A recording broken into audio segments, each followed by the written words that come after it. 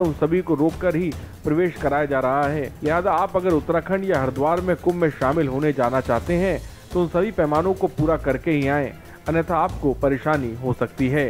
देहरादून से राजेश वर्मा की रिपोर्ट।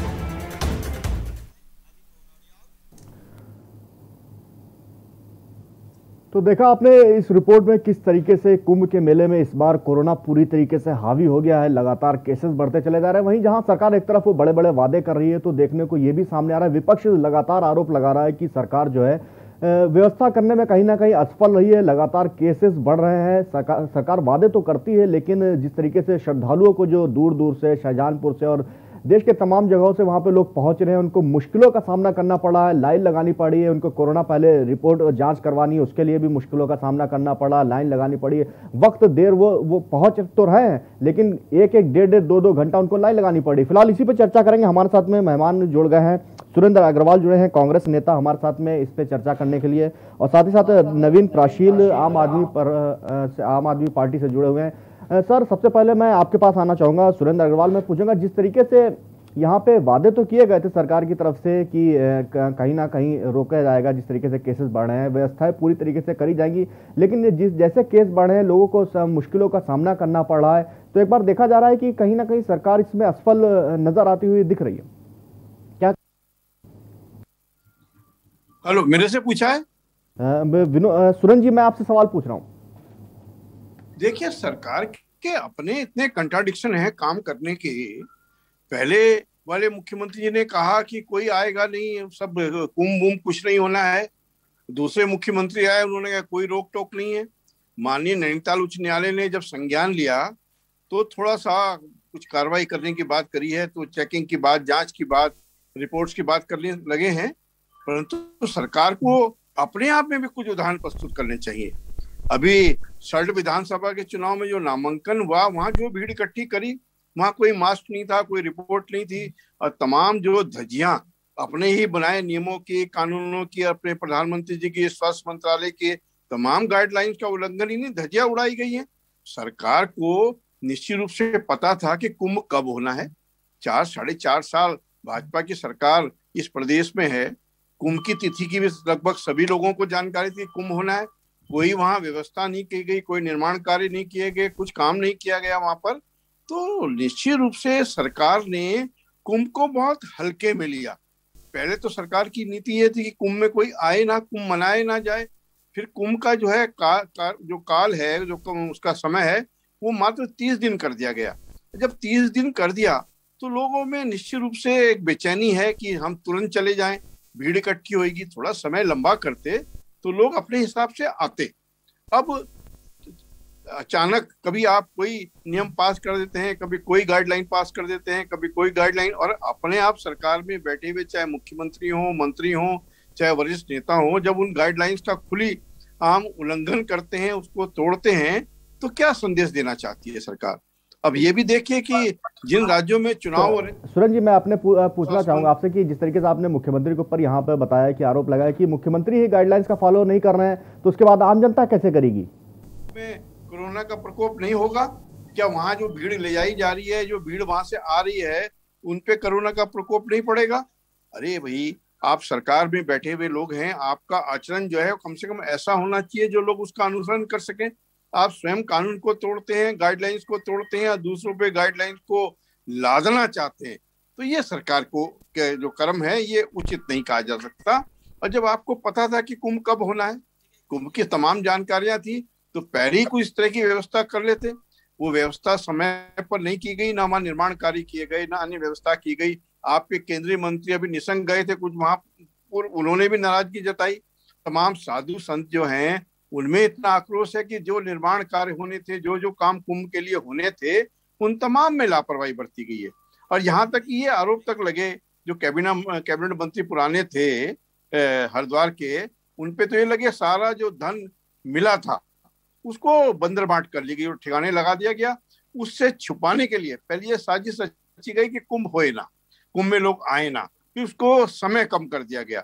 तो निश्चित रूप से बड़ा घोटाला जो कुंभ में हुआ है, उसको छुपाने के लिए नाना प्रकार के हथकंडे सरकार में बैठे हुए लोग अपना रहे हैं। बिल्कुल जिस तरीके से कि व्यवस्थाओं की कहीं ना कहीं कमी यहाँ पे बिल्कुल देखने को मिल रही है। फिलहाल इसी पे चर्चा हम आगे बढ़ाएंगे, लेकिन उससे पहले एक छोटे से ब्रेक के लिए रुकेंगे यहाँ पे।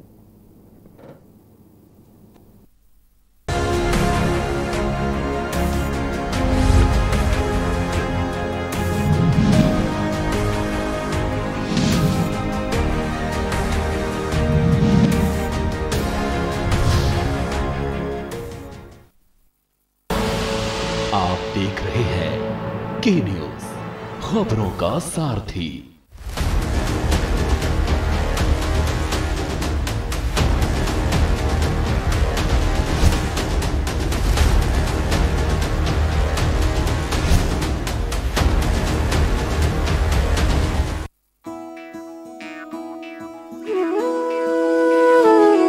अमृत छलका जिस भूमि पर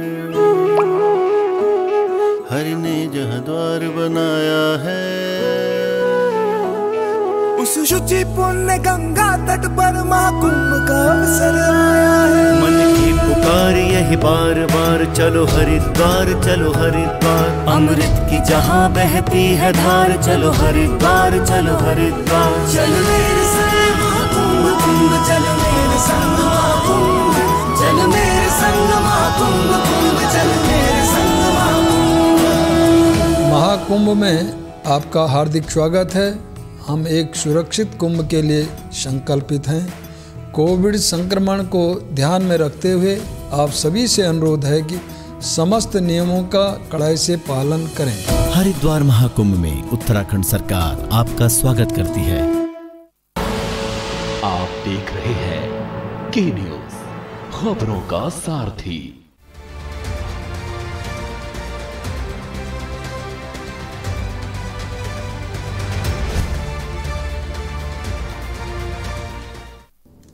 ब्रेक के बाद एक बार फिर स्वागत है प्रोग्राम में। तो जिस तरीके से हम लोग चर्चा कर रहे थे कुंभ में जो कोरोना हावी होता चला जा रहा है, उसी पे चर्चा कर रहे थे। हमारे साथ में मेहमान जुड़े हुए हैं सर, उन्हीं से हम बातचीत करेंगे। हमारे साथ में नवीन जी है। नवीन जी से मैं आपसे पूछना चाहूंगा, जिस तरीके से साधु संत हैं जो वहाँ पे आरोप लगा रहे हैं कि वैसे तो कोरोना हर जगह पूरे देश में बढ़ रहा है, सारी गाइडलाइंस जो है सिर्फ कुंभ में के मेले के लिए ही क्यों जो विपक्ष है पूरा सवाल उठा रहा है? जी, बहुत स्पष्ट है कि इस सरकार को ये समझना होगा कि घोषणा करने और घोषणा के धरातल पर सफल क्रियान्वयन में बहुत जमीन आसमान का अंतर होता है। आप देख रहे हैं कि इस महाकुंभ में चारों तरफ से श्रद्धालुओं की आवाजाही हो रही है। रोज हजारों श्रद्धालु हरिद्वार पहुंच रहे हैं और निसंदेह उनके इतने लोगों की रिपोर्ट चेक करना और जिनकी रिपोर्ट नहीं है उनका रैपिड टेस्ट करना, उनको रिपोर्ट देना एक चुनौती भरा काम है। अगर इसमें सरकारी मशीनरी तैयार नहीं होगी तो श्रद्धालुओं को तरह तरह की परेशानियां आएंगी। आप देख रहे हैं कि सरकार का हमेशा ढुलमुल रवैया रहता है और ये भी क्लियर है कि सरकार का जो कुशासन है वो हरिद्वार कुंभ में दिख रहा है, जबकि इसका एक पहले मॉक ड्रिल होना चाहिए था। सरकार को चाहिए था कि इतने लोग आएंगे तो कितनी हमें वहां मशीनरी लगानी पड़ेगी, कितना स्किल्ड स्टाफ वहां पर देना पड़ेगा, कौन कौन से संसाधन वहां पर चाहिए।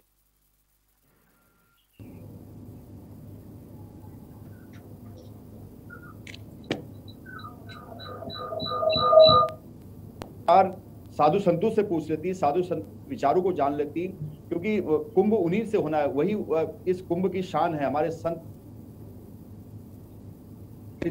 सभी उस कुंभ की शान है। अगर उनको विश्वास में लेकर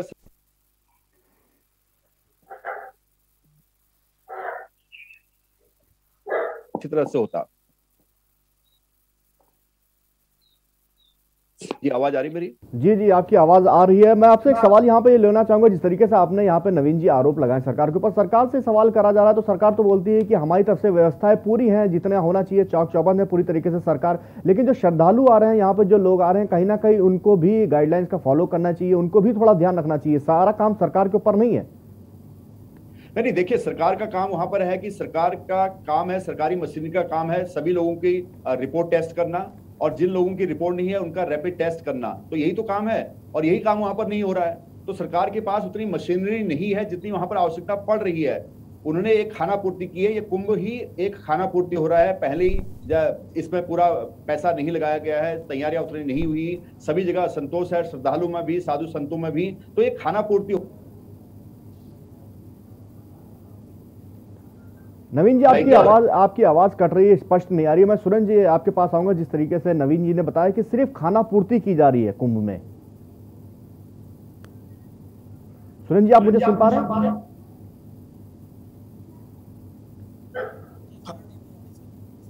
सुरेंद्र जी, क्या आपके तक मेरी आवाज पहुंच रही, सुन पा रहे हैं आप मुझे? पूछ रहे हैं?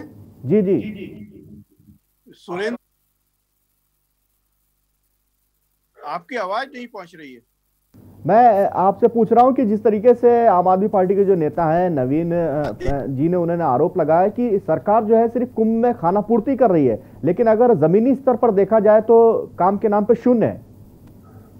हाँ, मेरे से पूछ रहे थे, मैं हूँ केंद्र सरकार में बैठे हुए और नेतागण हो, चाहे हमारी प्रदेश सरकार हो, जो तैयारियां, जो धन का आवंटन प्रयाग कुंभ के लिए, नासिक कुंभ के लिए, उज्जैन कुंभ के लिए किया गया, वो हरिद्वार कुंभ के लिए तो उसका नगण्य पैसा नहीं मिल पाया। इसका मतलब सरकार में बैठे हुए लोग, चाहे प्रदेश सरकार में हो चाहे केंद्र सरकार में लोग हो, उन्होंने इस कुंभ की तैयारियों को के प्रति बड़ी लापरवाही, उदासीनता बरती है। वो चाहते थे कि कुंभ होए ना, इसलिए केंद्र सरकार ने उदारता पूर्वक कुंभ के लिए कोई आर्थिक सहायता जो की जानी चाहिए थी वो नहीं की, और इसलिए 4 साल से सरकार प्रदेश में है भाजपा की। आपको नहीं पता था कि कुंभ आ रहा है, कुंभ कब होगा? निश्चित रूप से जो तैयारियां की जानी चाहिए। और जहां तक कोरोना की बात है, कोरोना को भी 1 वर्ष से ऊपर हो गया। मैं आपको बीच में रोकना चाहूंगा यहाँ पे। मैं आपसे सवाल ये पूछना चाहूंगा, जिस तरीके से आपने यहाँ पे सरकार के ऊपर आरोप लगाया कि सरकार चाहती ही नहीं थी कि यहाँ पे कुंभ का मेला हो, कुंभ हो, ये तमाम तैयारियां करने में विफल रही है। इसीलिए साधु संतों में तमाम आक्रोश है, जो श्रद्धालु आ रहे हैं उनमें आक्रोश है, और केंद्र सरकार में बैठे हुए अपने ही मंत्री जो हैं वो नाराजगी जता चुके हैं। तो मेरा तो ये मानना है हम सब लोगों का कि कुंभ के प्रति सरकार का रवैया झुलमिल रहा है, लापरवाह रहा है। सरकार चाहती थी कि जो धन वहां पर मिलना चाहिए था या जो धन खर्चा है उस पर नजर लोगों की ना पड़े, क्योंकि वहाँ काम निर्माण के हुए ही नहीं है। सरकार ने वो पैसा बंदर बांट कर लिया, सरकार में बैठे हुए नेताओं ने उस पैसे को ठिकाने लगा दिया और उसे छिपाने के लिए पहले कुंभ को टालने का प्रयास किया, फिर कुंभ को मनाने का जो समय है वो मात्र 30 दिन कर दिया गया, और उसके तमाम पौनी तैयारी की गई है। कोई तैयारी नहीं थी। अरे 1 साल से ऊपर हो गया है कोरोना को, तो आपको नहीं पता था कि क्या क्या तैयारियां की जानी चाहिए, क्या क्या मशीनरी की वहाँ आवश्यकता है? यदि ये सब चीज आपको नहीं पता थी तो आपको तो त्यागपत्र दे देना चाहिए। और चुनाव नजदीक आ गए हैं, आप त्यागपत्र दे के घर बैठिए, नए चुनाव होंगे, नई सरकार आएगी, वो देखेगी क्या व्यवस्थाएं करनी है। जी बिल्कुल, जिस तरीके से आपने यहाँ पे आरोप लगाया है कि सरकार चाहती ही नहीं थी कि कुंभ का मेला, और नवीन जी मैं आपसे पूछना चाहूंगा कि आरोप कहां तक ये सिद्ध हो सकते हैं कि सरकार चाहती ही नहीं थी कि कुंभ का आपकी बार मेला होना चाहिए, जिस तरीके से यहाँ पे मामले निकल के सामने आ रहे हैं। एक बड़ा आरोप लगाया यहाँ पे सुरेंद्र जी ने सरकार के ऊपर। ये हम भी कह चुके में जो पैसा लगना था 4800 करोड़ का जो सैंक्शन बजट कुंभ के लिए था, उसमें से केवल 800 करोड़ का आना और उसमें भी बंदर बांट हो जाना, ये अपने आप में तय है। और उसके ऊपर से जो निशंक जी हो चाहे अन्य मंत्रियों द्वारा हो, ये नाराजगी जाहिर करना कि कुंभ की तैयारी उस हिसाब से नहीं हो रही जिस हिसाब से होनी चाहिए, अपने आप में ये सिद्ध करता है कि कुंभ में घोटाला हुआ है। और जब भी यहाँ पर बात आती है कि आरोपों की बात आती है, तो भारतीय जनता पार्टी ने जब वहां की सरकार ने जब तैयारियां नहीं की थी तो चाहती थी कि कुंभ नहीं होगी, तो कम से कम उनको पता ही नहीं चलेगा, जनता को पता नहीं चलेगा यहाँ पर काम हुआ नहीं हुआ, और किसी को पता नहीं चल पाएगा, तो उनकी पोल पट्टी नहीं खुल पाएगी। अब लेकिन किसी कारणों से श्रद्धालुओं के दबाव में कहे या संत महात्माओं के दबाव में कहिए या हमारे धर्म की आस्था का सवाल है, महाकुंभ एक बहुत बड़ा पर्व है जिसके लिए लोग कई सालों से तैयारियां करते हैं और देश विदेशों से लोग इसमें आते हैं। ये हमारे श्रद्धा का केंद्र है। उत्तराखंड के हृदय हरिद्वार में जो महाकुंभ होता है उसकी अपनी एक विशेष पहचान है, विशेष उसकी